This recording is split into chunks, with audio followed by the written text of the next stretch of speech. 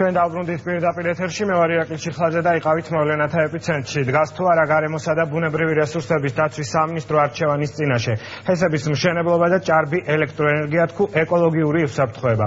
როგორი ამ მინისტრის ხედვა და რამდენად უმკლავდება მთავრობის მიერ პრიორიტეტულ უწყება დასახელებული სამინისტრო იმ პრობლემებს, რომელთა შესახებაც ეკოლოგები საუბრობენ. რა გამოწვევების წინაშე დგას გარემოსა და ბუნებრივი რესურსების სამინისტრო დღეს და ფლობს თუ არა სრულ ინფორმაციას ბუნებრივი რესურსების დაცვასთან დაკავშირებით. ჩვენ საქართველოს გარემოსა და ბუნებრივი რესურსების დაცვის სამინისტროში მიმდინარე რეორგანიზაციის საკითხებზეც უნდა ვისაუბროთ. ახლა მოვლენათა ეპიცენტრში მინისტრი ხათუნა გოგალაძეა.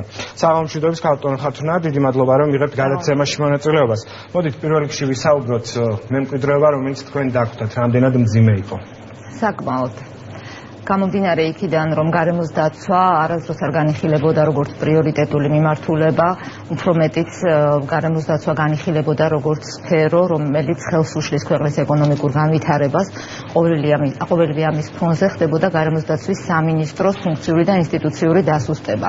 ამისი ძალიან ნათელი მაგალითი იყო ბოლოს 2011 წელს რაც მოხდა, კერძოდ ის, რომ სამინისტროს ძალიან დიდი ნაწილი ფუნქციების გადაეცა ენერგეტიკის სამინისტროს, გულისხმობ ბუნებრივი რესურსების მართვასთან დაკავშირებულ საკითხებს, ასევე გადაეცა ბირთვული და რადიაციული უსაფრთხოების სამსახური, მათვე გადაეცათ გარემოს დაცვის ინსპექცია, რომელმაც ორ თვეში განიცადა ლიკვიდაცია და ანუ შესაბამისად ჩვენ ვიცით, რომ ახალი მთავრობის პრიორიტეტად დასახელდა გარემოს დაცვის სამინისტრო.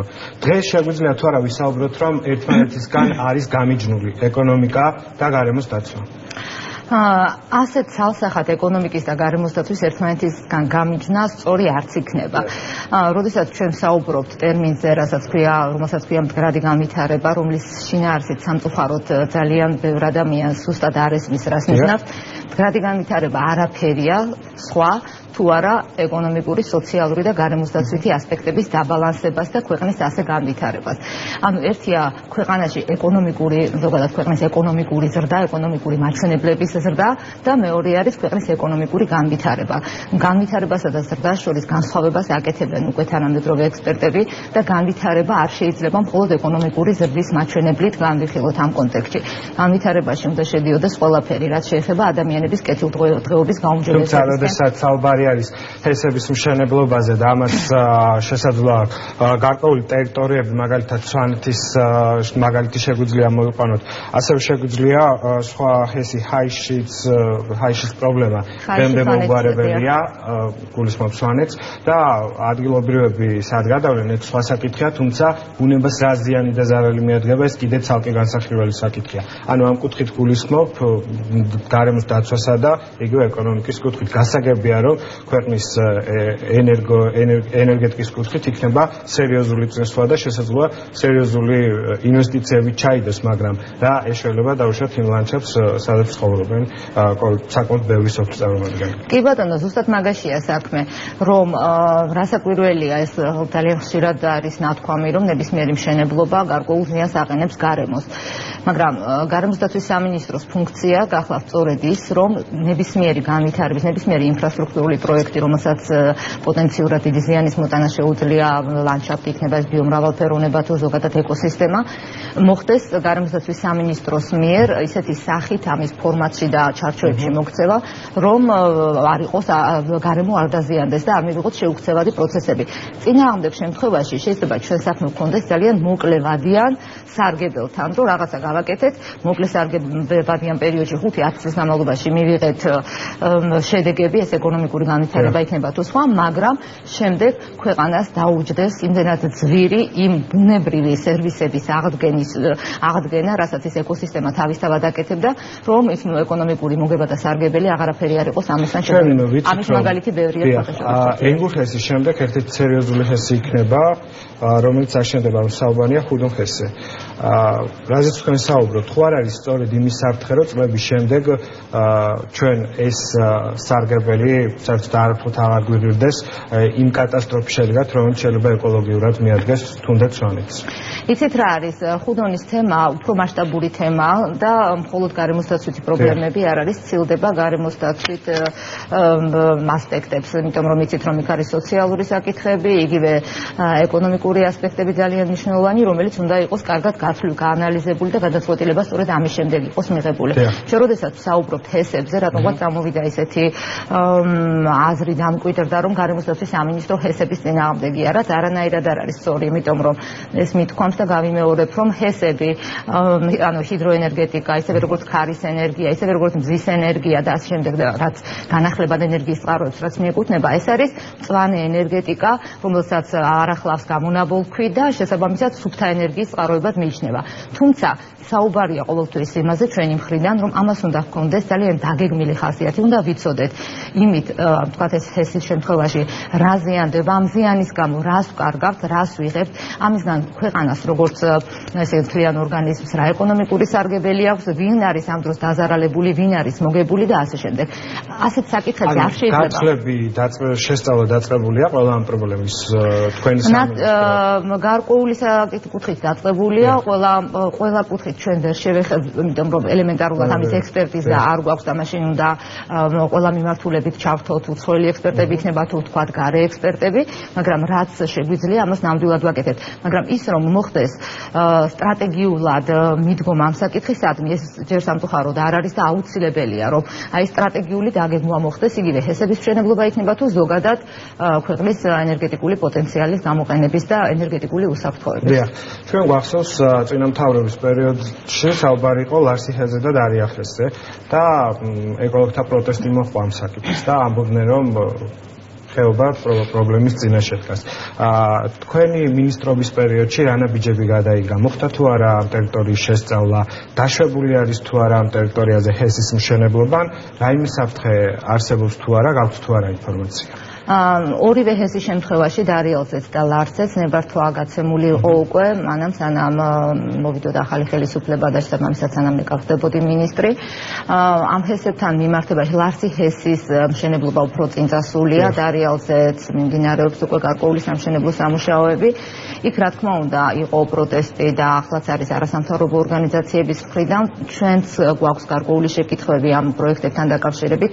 მე თვითონ მაგალითად მოვინახულე ლარსი რომელიც თქვათ ჩემი აზრით იმ ლანდშაფტში რა თქმა უნდა არ ჯდება და ლანდშაფტურ დაბინძურებას ყველაფერს უწყობს და ბერკეტი არსებობს შევაჩერებთ. არა, შეჩერებით ბერკეტი ამის არ არსებობს, იმიტომ რომ გაცემული არის ნებართვა, შესაბამისად თუ თქვათ იმ ნებართვის პირობების შესრულება ხდება, ეს არანაირი ბერკეტი მაგის შეჩერების არ არსებობს და შეიძლება არ ვიცი ვერ გეტყვით ახლა ამის ესე შეჩერება ხო არ არის ჩვენი იდეა ფიქსი რომ რაღაც შევაჩეროთ არავითარ შემთხვევაში, უბრალოდ უნდა კარგად კეთდებოდეს ყველაფერი, რომ ისე რომ არ უშლიდეს ხელს, თქვათ, ვიმეორებ ამ ეკოსისტემებზე, როცა ვსაუბრობ, ეკოსისტემების სერვისები, ანუ რა არის იგივე მდინარის მიერ საზოგადოებისთვის, ქვეყნისთვის, მოსახლეობისთვის მინიჭებული და მიწოდებული ბუნებრივი სერვისი არ არის მხოლოდ ენერგეტიკა.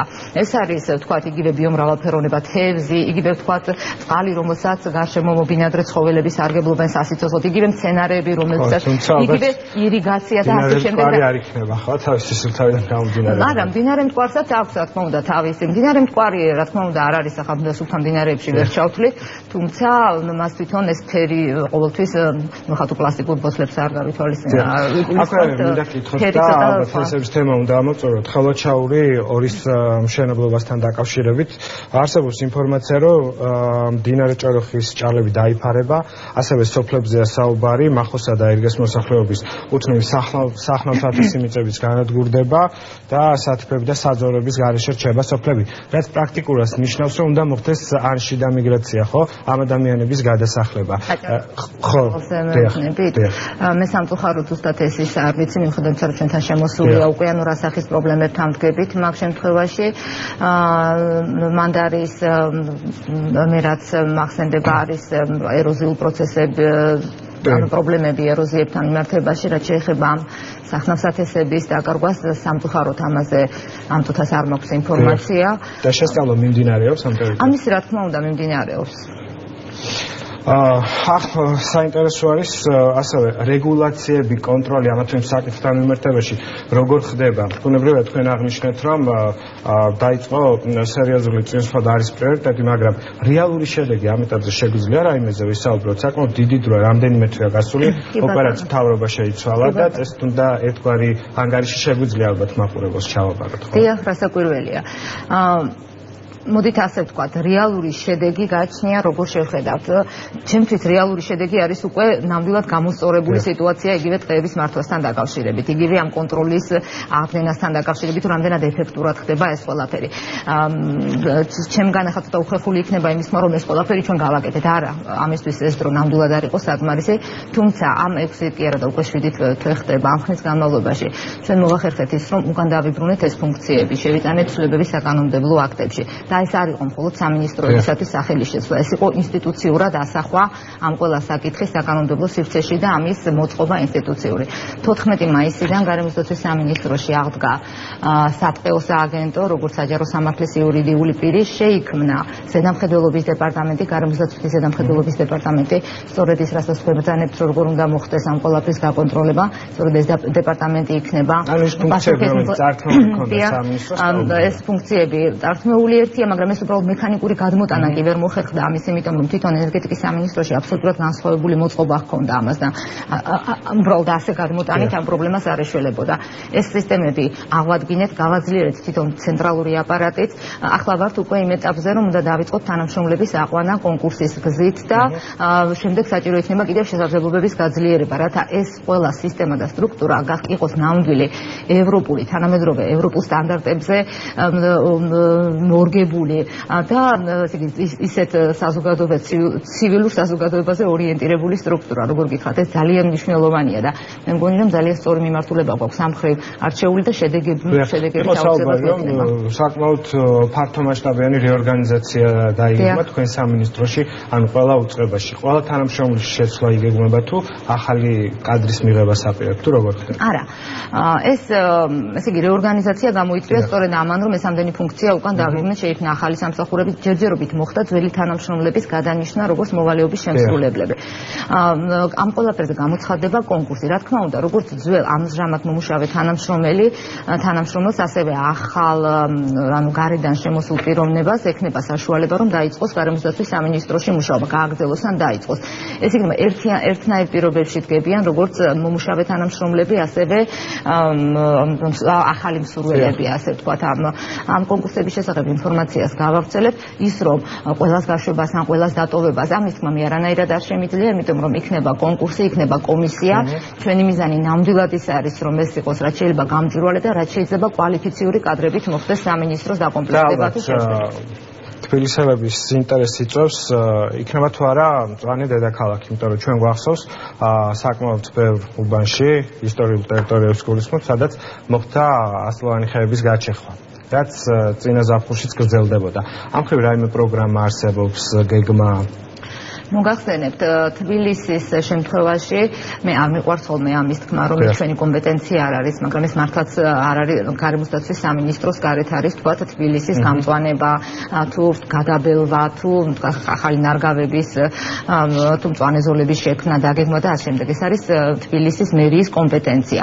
ამის და მიუხედავად, ჩვენ ძალიან ხშირად გვირეკავენ, მით უმეტეს რომ თბილისის საზღვრები გაფართოვდა და ეს წყნეთი, წავკისი, ეს ტერიტორიები შეუერთდა თბილისს და იქ არის ტყეები, ხშირად გვიკავშირდებიან ამ პრობლემით და გთხოვენ დახმარებას, რომ რაღაც ჩვენ როგორ გითხრათ, ვცდილობთ, რომ ახ მაგალითად ქონდა მოლაპარაკებები გერმანიის მთავრობასთან და სხვადასხვა კუთხით, როდესაც სხვადასხვა საკითხებზე როდესაც საუბრობდით, ერთ-ერთი საკითხი სწორედ ქალაქების გამწვანების თემა იყო, რომ როგორ ხდება გერმანიაში, როგორ ხდება ეს დაგეგმვა და შეგვპირდნენ, რომ დაგვეხმარებიან იგივე ეს წოდებული გაიდლაინების შემუშავებაში, ამ წესების დახვეწაში, რომელიც გამოადგება თბილისის მერიას იმისათვის, რომ მოხდეს ეს გამწვანება იქნება თუ მოჭრახა, შეიძლება 100 წლიანი ხე მოსაჭრელი იყოს ნამდვილად, იმიტომ რომ ელემენტარულად დაბერდა. უბრალოდ ეს უნდა სწორად კეთდებოდეს და არა ისე, რომ თქვათ იქ რაღაცა 2-3-ზე ჯიხურის ჩადგმა უნდა ვიღაცას და ამის გამო მოიჭრას ის ხე, რომელიც არ არის მოსაჭრელი. აი ეს მიდგომა უნდა იყოს შეცვლილი, თორემ რაღაცა შეიძლება ნამდვილად მოსაჭრელი იყოს. და